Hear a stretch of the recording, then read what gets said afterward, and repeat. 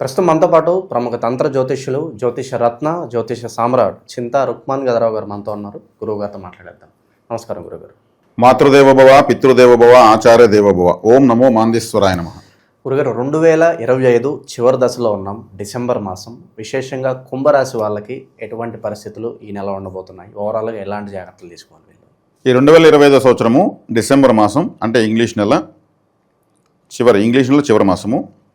మన వాళ్ళందరూ ఇంగ్లీష్ మాసానికి అలవాటు బాగా పడ్డారు కాబట్టి ఈ ఇంగ్లీష్ సంవత్సరంలో చివరి మాసం ఇది. తెలుగు సంవత్సరం మనకు ఉగాదితో ముందు అంతమవుతుంది. కాబట్టి ఈ కుంభరాశి వాళ్ళకు ప్రధానమైనటువంటి శుభ సూచకం ఏమంటే శని వక్రత్యాగం అయిపోయాడు. రవి కుజులు లాభానికి వస్తున్నారు.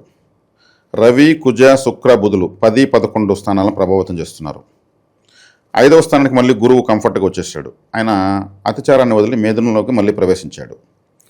జన్మంలో రాహు ఉన్నాడు, సప్తమంలో కేతు ఉన్నాడు. ఇంకా చంద్రుడు సహజంగా ఆయన 2.5 రోజులకు ఒకసారి తిరిగేస్తుంటాడు. ఆయన 360 డిగ్రీలు 30 రోజులు తిరిగేస్తాడు ఆయన. కాబట్టి ఆయనని మనం పరిగణలోకి తీసుకోకుండా ఫలితాలు చెప్తున్నాం. ప్రతి మాసం మనం ఒక ప్రత్యేకమైన విషయాన్ని ప్రతి రాశికి చెప్తున్నాం.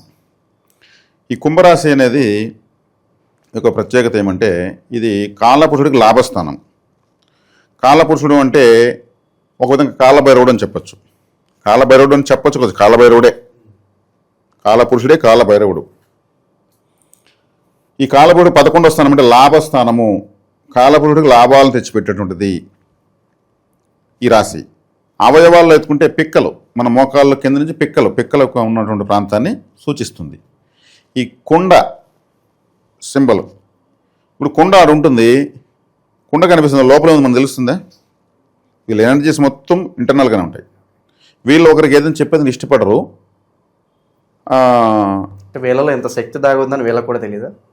తెలుసు, దానివల్ల మళ్ళీ అవుట్ కారు. మహాయోగుల మౌనులంతా ఇక్కడే పుడతారు. అందుకే ప్రాచీన కాలంలో ఈ కుండలేందే ఇల్లు జీవనం లేదు. పాతకాలం సినిమాలు చూస్తే చెరువులో నీళ్ళు ఎత్తుకొని ఆ సినిమాల్లో అందరూ కూడా ముంచుకొని కుండలతోనే తిరుగుతూ ఉంటారు. మనం కూడా చిన్నప్పుడు చూస్తే కుండ లేని ఇల్లుంటూ ఉండదు. ఇప్పుడు ఆధునికంగా మారింది. ప్రాచీన ప్రపంచం మట్టి పాత్రల ఆధారము. ఇప్పుడు కూడా ఏదైనా పురాతత్వ శాస్త్రవేత్తలు లోడితే మట్టి పెంకులు, మట్టి పాత్రలే దొరుకుతాయి. కుంభము అంటే కలశము. ఏదైనా సరే మన దగ్గర ఉన్నది రహస్యంగా పెట్టుకోవాలి. ధనము గుప్తమైనది, రహస్యంగా పెట్టుకోవాలి. ధనమును, స్త్రీని, పుస్తకాన్ని పరులకు ఇవ్వకూడదు. ధనం ఇతరులకు ఇస్తే రాదు. స్త్రీని కూడా అలాగే గోప్యంగా పెట్టుకునేవాళ్ళు. ఒక ఆడబిడ్డ ఉంటే పదిలంగా పెంచి పెద్ద చేసి ఇంకొకరికి ఇచ్చేవాళ్ళు. విలువైన అంతా ఉంటుందని. అమృత కలశం, అమృతం కూడా ఒక కుండలోనే వచ్చింది, ఒక కలశంలోనే ఎత్తుకొచ్చారు. గుప్తమైనటువంటి రాశిది. వీళ్ళు ఇలా చెప్పకుండా కొన్ని చేసి నష్టపోతారు. జీవితంలో కుంభరాశి వాళ్ళు చెప్పకుండా చాలా చేస్తారు. లాభాలు వచ్చినాయి ఒకరు చెప్పరు, నష్టాలు వచ్చినాయి ఒకరు చెప్పరు. నాకు లాభం వచ్చింది చెప్పరు, నష్టం వచ్చింది చెప్పరు. ఎందుకంటే వీళ్ళకు 10వ రాశి వృశ్చికం కూడా రహస్యాన్ని తెలియజేస్తుంది. వీళ్ళ కర్మస్థానము రహస్యమే, వీళ్ళ రాశి రహస్యమే. 2 రహస్యాలు వీళ్ళకి కర్మస్థానంలో, జన్మస్థానంలో ఉంటాయి. కాబట్టి వీళ్ళు అసలు ఏది చెప్పరు. ఆ చెప్పని దాంట్లో శుభం ఉంటే శుభం, అశుభం ఉంటే అశుభం, అట్లా ఉంటుంది. చాలా ప్రత్యేకమైన రాశి. మౌనంగా ఉండే వాళ్ళంతా కుంభరాశి ప్రభావం ఎక్కువ ఉందంటే వాళ్ళు మౌనంగా 1000 సంవత్సరాలు తపస్సు చేశారంటే కుంభరాశి ప్రభావం ఉంటే, లేకపోతే చేయలేరు. కుంభం లోపల మహారాష్ట్రంగా గుమ్మను కూర్చోనకూడదు, ఒక గుహలో కూర్చొని వాళ్ళు ఉండిపోతారు. వాళ్ళు అన్నము, తిండి, నీళ్ళు ఏమి అవసరం లేదు. అటువంటి రాశి ఇది. కానీ గొప్ప రాశి ఈ రాశి. జ్యేష్ఠ సోదర సోదరులను అంటే మనకు అన్న అక్కలను సూచిస్తుంది, స్నేహితులను సూచిస్తుంది, నెట్వర్క్ సూచిస్తుంది. సమాజంలో మన యొక్క ఫ్రెండ్షిప్. వీళ్ళు స్నేహితుల ద్వారా ఖచ్చితంగా మోసపోతారు. బ్రదర్స్ అండ్ సిస్టర్స్తో ఖచ్చితంగా మోసపోతారు. కేర్ఫుల్గా ఉండాలి. సోదర సోదరీలు, సిస్టర్సు, బ్రదర్స్తో మోసపోయేదానికి అవకాశం ఉంటుంది. ఒకవేళ వీళ్ళ వ్యక్తిగత జాతకంలో కానీ ఆ సోదర సోదరి స్థాన కారకులు బాగుంటే వాళ్ళ వల్ల మోసపోకపోయినా వాళ్ళ జీవితంలో కష్టాలన్నా ఉంటాయి. వాళ్ళకు కుంభరాశిలో ఉన్నటువంటి ఒక వ్యక్తి అన్నదమ్ముడుగా ఉన్నాడు కాబట్టి కారకత్వం పనిచేస్తుంది. కాబట్టి ఇక్కడ ఇదే రాశిలో శతభిష నక్షత్రం ఉంది. శతభిష నక్షత్రం అంటే 100 నక్షత్రాల సమూహం. శతభిష అంటే చాలా పవర్ఫుల్ నక్షత్రాలకు అతిపెద్ద నక్షత్రం. మన పెద్దవాళ్ళు ఋషులు జూమ్ చేసి చూస్తే శతభిష నక్షత్రం 100 నక్షత్రాల సమూహంతో కనిపించింది వాళ్ళకు. ఒక కుండలాగా కనిపించింది ఈ రాశి. వాళ్ళు ఇప్పుడు వచ్చి మేము కంప్యూటర్లు వచ్చాయి, వాళ్ళు అప్పుడే మనోనేత్రంతో జూమ్ చేశారు మొత్తం అనంత విశ్వాన్ని చూసి రాశారు. వీళ్ళు రాసిందే గ్రీకులు రాశారు కదా, వాళ్ళు ఉంది కదా, ఏరిస్, టారస్, లియో, స్కార్పియో అంటారు, క్యాన్సర్ అంటారు కదా, వాళ్ళు సేమ్ ఇదే సింబల్స్ పెట్టారు వాళ్ళు. మనకు భారతదేశం ఉంది వాళ్ళకి తెలియదు, వాళ్ళ తెలియదు మనకు తెలియదు, రెండు మ్యాచ్ అయిపోయినాయి, వాళ్ళు చూశారు. కాబట్టి ఇక్కడ వచ్చేకాడికి వీళ్ళకు ఈ శతభిష నక్షత్రం ఉండడం వల్ల 100 నక్షత్రాల సమూహం వల్ల శక్తి ఎక్కువ, మానసిక శక్తి ఎక్కువ వీళ్ళకు. అదొక ప్రతి ఒక్కరికి అవసరమే. అందుకే మానసిక శక్తి ఎక్కువ కాబట్టే దీంట్లో యోగులు పుడతారు. ఈ కుంభరాశిలోకి గురుగ్రహం వచ్చినప్పుడే దేవతలకు అమృతం కలశం దొరికింది. ధన్వంతరి భగవాన్ వారు ఈ కుండలో నుంచి ఆయన ఎత్తుకొని వచ్చాడు. పాతకాలం చూడండి, నిధులు నిక్షేపాలు కుండల్లో ఎత్తి పెడతారు, చిన్న చిన్న కుండల్లో. కళ్ళు కుండలు, నీటి కుండలు, మట్టి కుండలు, తిండికి. ఈ రాశి సమస్త మానవాళికి ఆధారమైన రాశి, అందుకే లాభమును పెట్టారు దీన్ని. అన్ని లాభాలు దీంట్లోనే ఉంటాయి.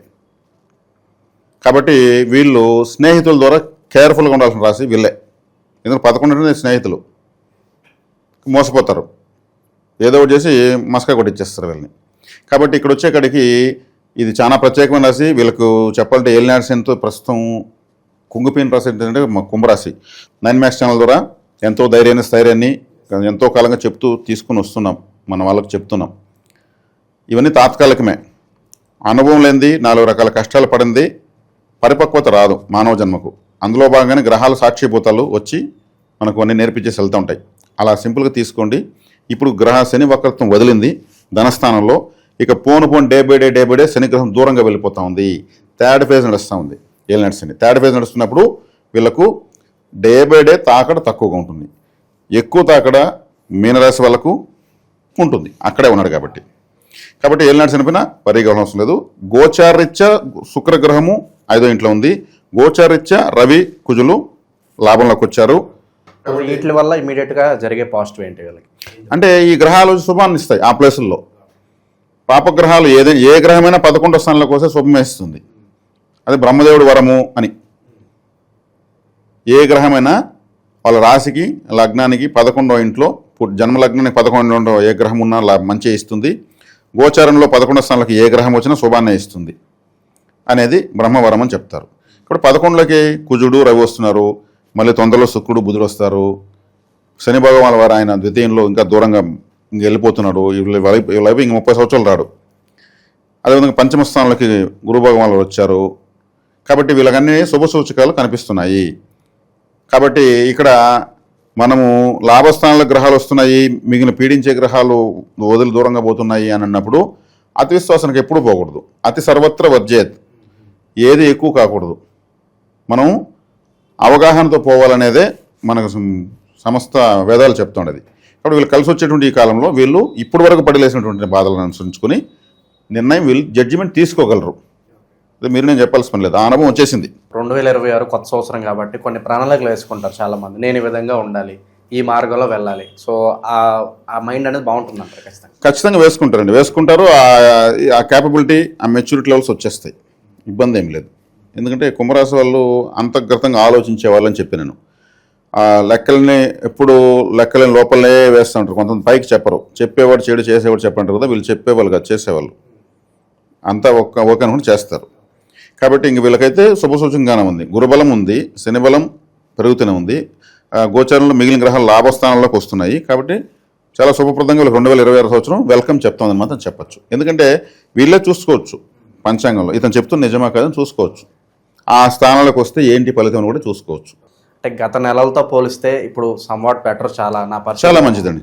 దాని వరకు మనము నిస్సందేహంగా చెప్పచ్చు. శత్రువుల పరిస్థితి ఏంటి, వాళ్ళ నుంచి ఏదైనా ఇబ్బందికర? శత్రువుల పరంగా వీళ్ళకైతే రాహు జన్మలో ఉన్నాడు కాబట్టి రాహువు అదే చెప్పాను, వీళ్ళు స్నేహితుల ద్వారా మోసపోతారు, కేర్ఫుల్గా ఉండాలి కుంభరాశి వాళ్ళని. రాహు కన్నింగ్ ప్లానెట్, మోసం ద్వారా జీవితాన్ని నేర్పించేవాడు. మోసమే సమాజము, మోసమే దాంట్లోనే మోసం ద్వారానే జ్ఞానం వస్తుందని నిరూపించే ఒక్కొక్క గ్రహం యొక్క సైకిల్ ఒకలాగా ఉంటుంది. రాహు వచ్చేకాడికి పచ్చి అవకాశవాది అంటే అవసరం తీరిన తర్వాత నువ్వెవరు నేనెవరు అనేటువంటి గ్రహము లగ్నంలో ఉన్నాడు. కాబట్టి వీళ్ళు కేర్ఫుల్గా ఉండాలి, మోసాలు జరిగేదానికి అవకాశం ఉందని చెప్పడం ఎటువంటి సందేహం లేదు. చాలా వరకు బయట వాహన ప్రమాదాలు జరుగుతున్నాయి, ఎస్పెషల్లీ దూర ప్రయాణాలకు వీళ్ళకి ఏదైనా సజెషన్ సలహాలు ఏమైనా ఉన్నాయి కదా? వాహన ప్రమాదాలు అన్నప్పుడు ఇక్కడ వచ్చి మనం ఏం చెప్పాలంటే, వాహనము అంటే శుక్రుడు, లగ్జరీ వెహికల్ అంటే శుక్రుడు, మాస్ వెహికల్స్ అంటే శని కుజ గ్రహాలు వస్తాయి. ఇప్పుడు ట్రాక్టర్, జేసీబీ, హిటాచీలు, ఈ మట్టి పని చేసేవి, రోడ్డు పని టిప్పర్లు, రోడ్ రోలర్స్, ఇవంతా కూడా శని కుజులు ఇలా వస్తారు. ఫ్యాషన్ వెహికల్స్ అంటే లగ్జరీ వెహికల్స్ అంటే శుక్రుడు వస్తాడు. శుక్రుడు వీళ్ళకి ఏమవుతున్నాడు, అస్తంగతం పొందుతున్నాడు, మూడంలోకి వస్తున్నాడు. మళ్ళీ అక్కడే కుజుడు ప్రయాణిస్తున్నాడు. శని భగవాన్ వారు ఇప్పుడే వక్రత్యాగం చేశారు. కాబట్టి వాహనాలు కేర్ఫుల్గా ఉండాలి. 7వ ఇంట్లో కేతు ఉన్నాడు. కేతు అంటే కట్ చేసేవాడని అర్థం. కాబట్టి వీళ్ళు వెళ్తూ ఉంటే వీళ్ళకేదో ప్రమాదాలు జరగాల్సిన అవసరం లేదు. వీళ్ళకేదో టైర్లో గాలి తగ్గిపోయి బండి కంట్రోల్ తప్పినట్టు అనిపించడము, ఆపోజిట్లో వచ్చే వెహికల్ కంట్రోల్ తప్పి వీళ్ళ మీదకి వచ్చినట్టు అనిపించడము, ఇట్లాంటి విజువలైజేషన్స్ భ్రమలు కూడా కలిగేదానికి అవకాశం ఉంటుంది. ఎటు వచ్చారంటే పర్ఫెక్ట్గా బ్రేకులు మంచిగా చూసుకోవడం మంచిది. ఎందుకంటే ఇప్పుడున్నటువంటి వాహనం అని మీరు ప్రత్యేకంగా అడిగారు కాబట్టి చెప్తున్నా. కాబట్టి అందుకు ఇక్కడ కుజుడు కూడా 8వ స్థానం చూస్తాడు, 8వ స్థానంతో 6వ స్థానం చూస్తాడు, నీచ స్థితిని చూస్తాడు. కాబట్టి కేర్ఫుల్గా ఉండడం మంచిది.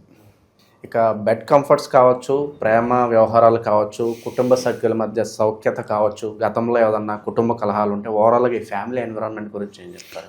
దానికి కొంత టైం పడుతుందండి. కుటుంబ స్థానంలో శని ఉన్నాడు, బెడ్ కంఫర్ట్స్ అన్నారు, 12వ ఇంటి వాడే శనేశ్వరుడు, దానికి కారకుడు శుక్రుడు అస్తంగత్వం పొందాడు. మళ్ళీ కుజుడితో కలుస్తూ రవితో కలుస్తూ ఆయన అన్కంఫర్ట్గా ఉన్నాడు. కుజుడు ఆడవాళ్ళకి భర్త కారకుడు, శుక్రుడు మగవాళ్ళకి భార్య కారకుడు. వాళ్ళిద్దరూ కలిసి రవిగ్రహాల దగ్గరలో తిరుగుతున్నారు. అంత కంఫర్ట్గా ఏం లేదు. కాబట్టి మరీ ఎక్కువ ఆశించే స్థితిలో అయితే ఏం లేదు. లగ్నంలో రాహు ఉన్నాడు కాబట్టి, రాశిలో రాహు ఉన్నాడు కాబట్టి ఆ ఆశని మాత్రం పెంచుతాడు. రాహు విపరీతమైన వ్యామోహం.